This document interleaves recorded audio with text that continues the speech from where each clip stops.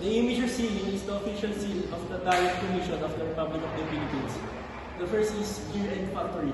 The gear symbolizes industry and manufacturing, showing how tariffs protect local production from foreign competition. The next one is the ship of rights.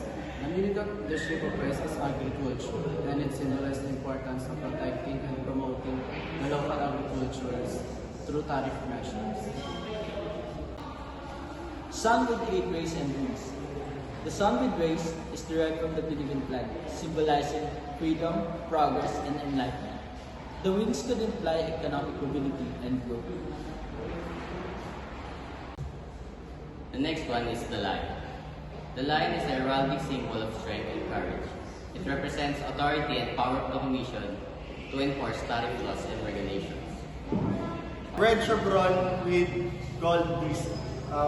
This could stand for the protection for the Tariff Commission to provide to local industries from unfair foreign competitions.